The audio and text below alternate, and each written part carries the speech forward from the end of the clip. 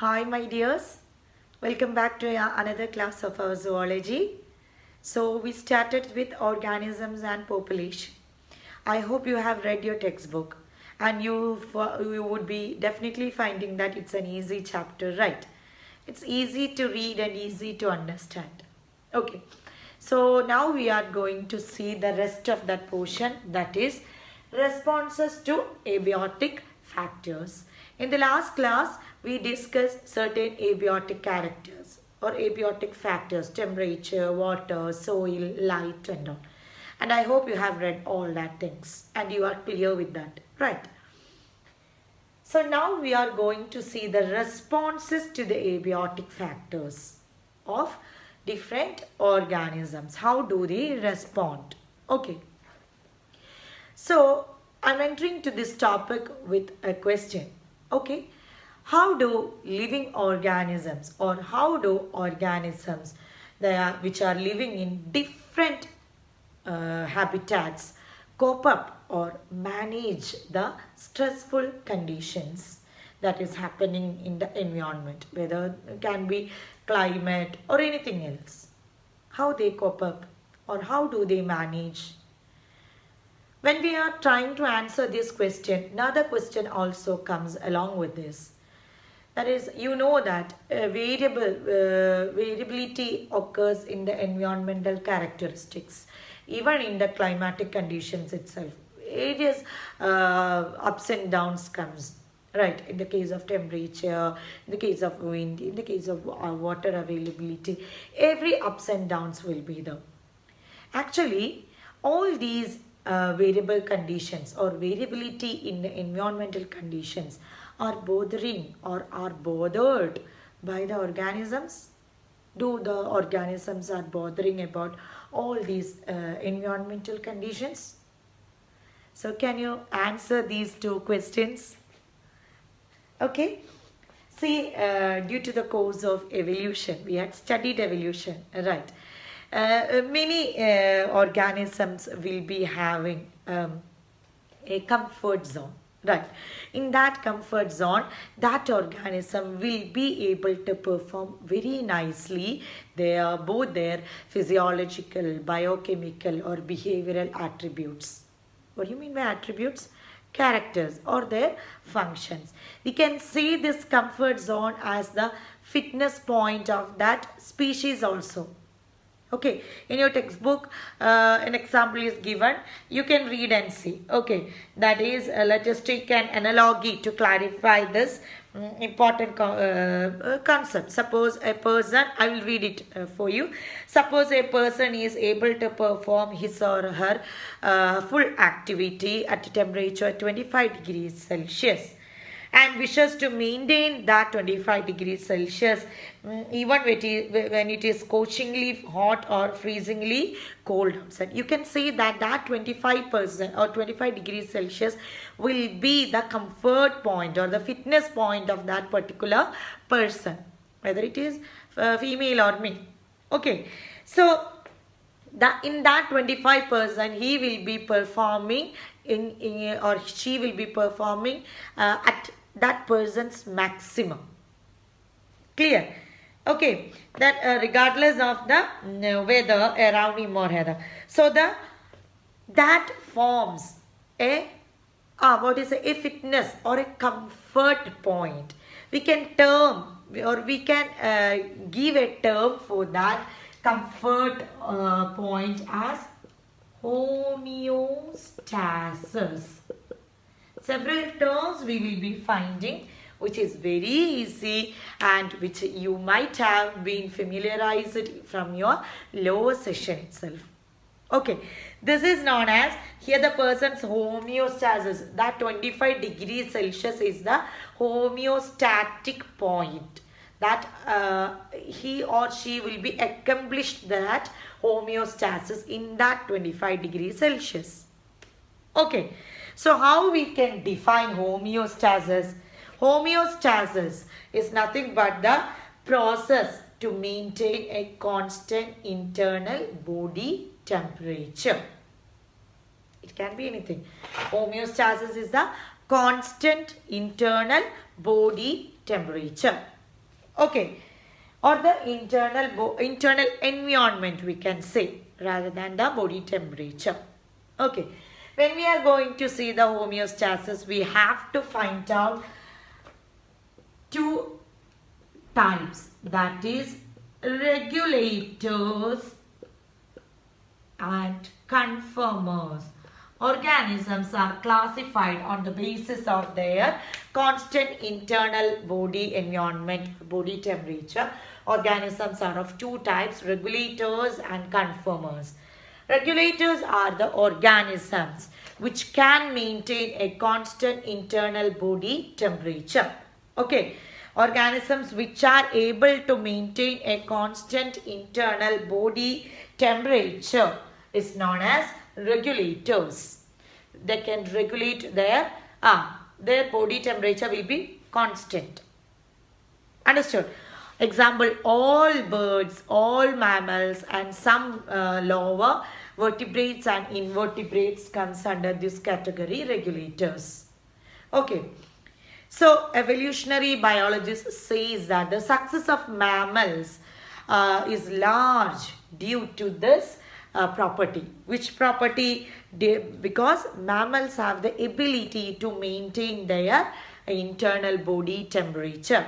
What's the constant internal body temperature of human beings?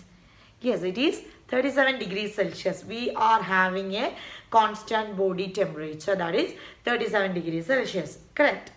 So, we are regulators. We are mammals, right?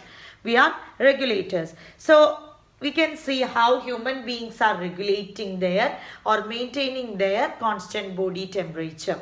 See, in hot summer and all, when we go out, we usually sweat, right? When it is very hot, we sweat very profusely. What is the symptom or what is the mechanism behind, or what is the significance of sweating? Significance is the correct word, right? What's the significance of sweating? It causes evaporation. Evaporation of water leads to cooling of the body. Correct. So when we sweat profusely, cooling will be happening to our body. Or when we are sitting under a speedy fan and all, we feel very cool. Correct. After the evaporating this sweating water and all from our body, we feel very cool. So we are regulating our body. That's in the case of summer days. What is how our body is managing when we are having freezingly cold. When it is cold outside, we start to shiver. What is the significance of shivering, or what aids this shivering? This shivering causes heat, generation of heat inside our body. When heat is being generated inside our body, normally this shivering will be fine. And a cold fine morning and all, when we are setting out for school and all, we take a good bath in the early morning itself. That will cause us shivering, right? At that time we feel to be under a blanket and all. That blanket makes us warm. That warmness make us get out of this shivering, because the body will be the heat will be generated in our body, and the body will be gradually warmed. Clear? But in the case of plants do not have these mechanisms. All birds, mammals and some lower vertebrates and invertebrates show this regulate mechanism, and they are known as regulators. Clear? Conformers will be obviously the opposite of regulators. Conformers cannot have or cannot manage or maintain a constant body temperature. Okay, they don't have a constant body temperature. Majority of the animals and all plants comes under this conformers. Clear?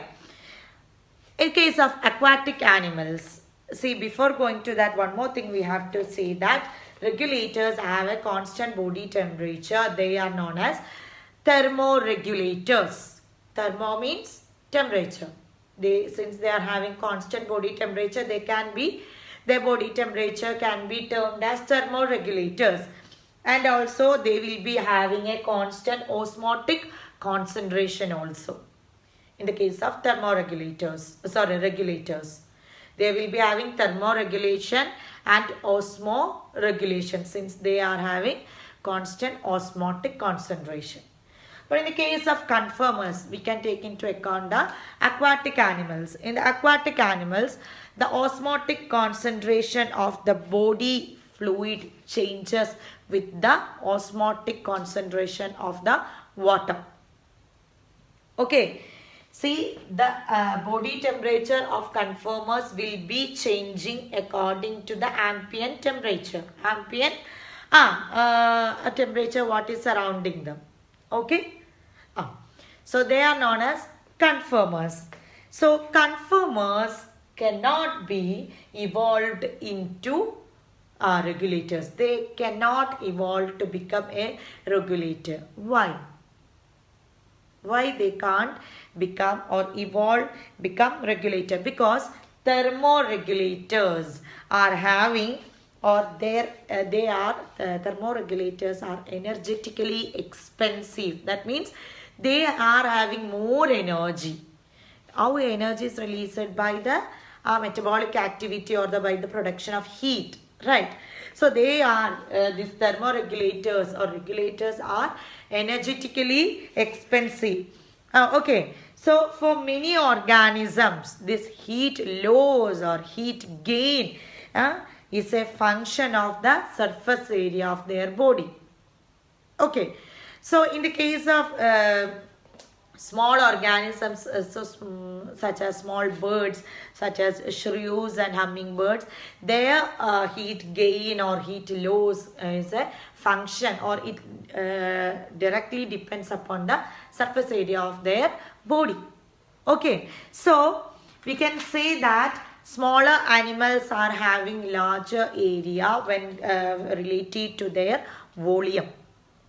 Okay, related to their volume, they are having larger area. So when they tend to lose heat very fast, they will have to compensate this heat, or they will should have a high metabolic rate which generate or which releases heat, since they are losing heat very fast to the environment. So in order to compensate the lost heat, they would have a high rate of metabolic activity.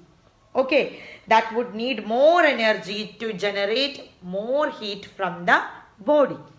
Okay, so that would be very tough when considering the small organism. So it can't be done. Okay, in small organism. So for this reason, smaller organisms with low surface area and all, smaller organisms are not seen in polar regions and all. Since the climate there will be very cold, so heat loss will be high. So to compensate that, they need very high amount of energy to generate high amount of heat. So it will not be practical in that areas and all. So that's why small organisms are absent in polar regions. Clear? Okay. So we were talking with conformers, right? Conformers are those who cannot cope up, do not have constant body temperature. They can change their body temperature according to the ambient temperature. So they are able to cope up with the stressful environmental conditions by having two responses. Two ideas are there with conformers. The two responses of conformers include migration or migrate and suspend. These are the two responses undertaken to overcome the stressful conditions by the conformers. Okay, conformers. So, from the name itself, you are very familiar with this. Migrate. in order to evade or in order to avoid the stressful condition, organisms migrate from the unbearable conditions to the hospitable condition, or the stressful condition to the hospitable condition. And when the stressful condition are over, they would migrate back to their homeland. So you can see these types of migration, especially done by birds. Our Bharatpur National Park is very famous for this, hosting this migratory birds right the way from Siberia. So did you know that Siberia is a icy country, right? So the Siberian birds would take a long travel from Siberia to Rajasthan, typically to Bharatpur National Park, Bird Sanctuary. Clear? So they are the host of thousands and thousands of migratory birds right the way from Siberia. And after the winter season, these Siberian birds will go away from Rajasthan to their homeland. Okay. Not only birds, fishes also do this. It's very, very interesting topic. For not only for this, in order to evade the unfavorable condition, but also for the purpose of foraging in the search of food, for the reproductive mechanism and all, many organisms migrate. You can check it on. Okay, if you are interested. I am not insisting. If you are interested, you can check it on. Okay, for the foraging activity, to have a suitable mate, and for the reproduction process and all. Many organisms, fishes and all, migrate from fresh water to the sea and all, they would migrate. Okay. So that is seen in birds. In the case of higher plants and all. Next we can say suspend. Okay. Suspend. The term itself shows that a suspension is being given. Okay. So one of the method is sporulation. Sporulation is nothing but the formation of spores. Okay. Thick-walled spores. Some bacteria, fungi, plants and all undergo this sporulation in order to avoid the unfavorable condition, and they will form a thick-walled spores to avoid the unfavorable condition. And when the favorable conditions comes, these spores will germinate into new organisms, or these spores will burst. In the case of Rhizopus and all, you had seen that in 9th standard or 10th standard, we had studied that. 10th standard, mode of reproduction. Spores will be formed. Okay. And in the case of higher plants and all, higher plants, in order to avoid this unfavorable condition, seeds and some vegetative reproductive structures help the higher plants to tide over this unfavorable condition. How? Seeds and all will go into a suspended state known as dormancy. They will be inactive. They will not form into a new plant and all until and unless a favorable condition comes. Why they are going into a dormancy and all? Because when they seep into the dormancy and all, they will not be having some, high metabolic activity, and no energy and all should be needed to have their metabolic activity. So everything will be in a dormant state. So that will help the plant to tolerate or evade the unfavorable condition. And when the favorable condition comes, these seeds will germinate, or these vegetative reproductive structures would germinate into new plants. Is that clear? In the case of animals also, it's very familiar, polar bears. Polar bears and all are very well known to go for the winter sleep. What is the winter sleep known as? It is nothing but the hibernation. When it is extreme winter and all, to avoid this unfavorable condition, polar bears will undergo this hibernation. They will be sleeping and their metabolic activity and all will be done with the help of the fat stored under the skin and all. They will oxidize and releases energy whatever is needed to that particular organism. Another one is estivation. Estivation is known as summer sleep. Summer sleep. Some organism, this is winter sleep. Winter sleep. Some organism undergoes this estivation in order to evade the scorching hot weather. Example, snail. Some snails and all. Okay, and also some lizard which is inhabiting in the desert areas and all will undergo this estivation. Okay, so that's all about the responses. In your textbook, a figure is there, figure 13.3. You have to go through that, conformers, regulators and partial regulators. Sometimes question may ask by asking or giving this figures. Next is very common thing, that is adaptation. How you can define adaptation? Adaptation is the physiological, morphological and behavioral attribute of an organism that help that organisms to survive and reproduce in that particular habitat. Clear? So it's clearly given in your textbook. You can find this definition in the textbook itself. It's the physiological, morphological, behavioral attribute. Attribute means feature or character of an organism that enable the organism to survive and reproduce in its habitat. So many adaptations have been evolved over a long evolutionary time, and more or less they are genetically fixed. That adaptation are genetically fixed too. Okay, so we can have, I'm just telling, you can read and see from the textbook, adaptation in desert animals. What are the different adaptations exhibited by the desert animals? First of all, kangaroo rat.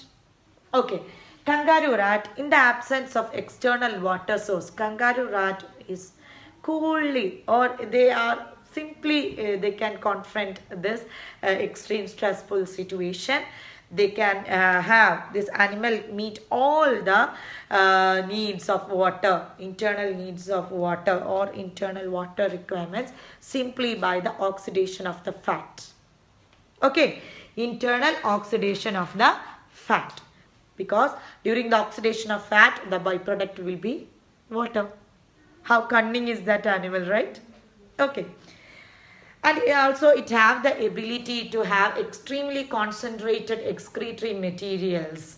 Whether it is urine or feces, it would be extremely concentrated. That ensures the minimal loss of water from the body. Okay. So another one is the desert plants. You know that cactus and all, they will be having their leaves are modified into spines. Right. And also thick cuticle will be there in order to reduce the loss of water through transpiration. Waxy cuticle that will prevent the loss of water by the process of transpiration. And leaves are reduced into spines in order to lessen the surface area, thus reducing the transpiration rate, isn't it? And stomata is more or less sunken stomata. Sunken stomata. Okay, sunken stomata. And also they would follow in last year +1 you had studied crassulacean acid metabolism, right? CAM. So the desert plants follow a special type of photosynthetic pathway, that is crassulacean acid metabolism. In this, the stomata remain open during night time and closed during daytime so as to lower the water loss. Clear? Okay. In some desert plants such as opuntia.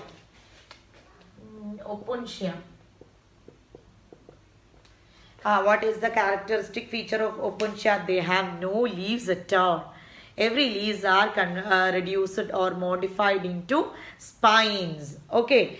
So the photosynthetic function cannot be performed by these spines as there is no leaves. Now how do the photosynthetic function is being performed by Opuntia?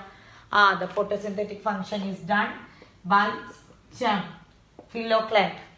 Okay, no need to study that. Opuntia stem is doing the photosynthetic function. Okay, and that's all about the adaptation in desert animals and desert plants. Now we are going to see the adaptation in animals. See, these and all are being highlighted in your practicals. So all these adaptation you have to study and it will be reflected in your practical exam. Xerophytic plants, xerophytic animals and all. Okay, we can go through that practical section later. I just mentioned here.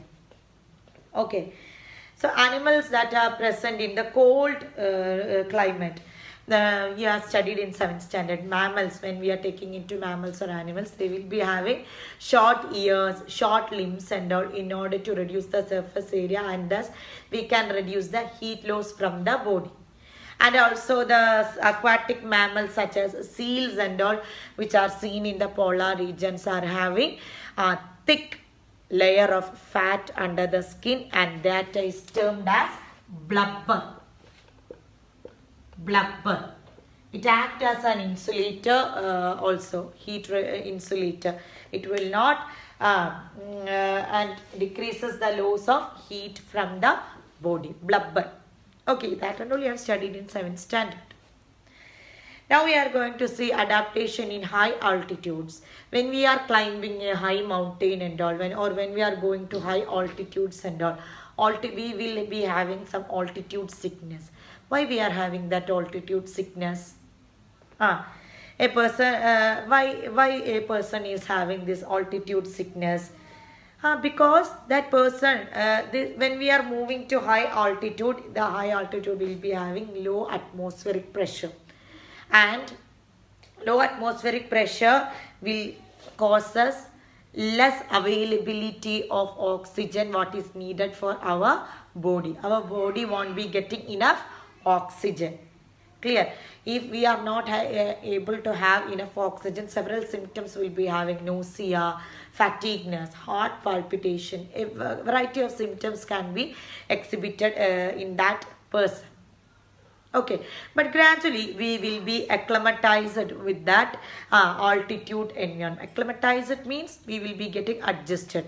How our body is getting acclimatized, or how our body is managing that high altitude temperature? Our body will start to produce a large number of RBC. Large number of RBC will be produced and also increases the breathing rate and also decreases the oxygen affinity of hemoglobin. Already the oxygen will be low. Availability of oxygen will be very low. So the affinity of the hemoglobin, how hemoglobin will attach 4 oxygen molecules, right? So the affinity of binding affinity of hemoglobin towards the binding of oxygen will be reduced. Clear? So all these mechanisms are done by the body in order to get acclimatized with the high altitude climatic conditions. Correct. Now 2 more questions, 2 paragraphs I am skipping for your identification. That is, many fish in see the fishes in the Antarctic waters where the temperature is freezing below 0. How do they manage to keep their body fluids from freezing? That's a question.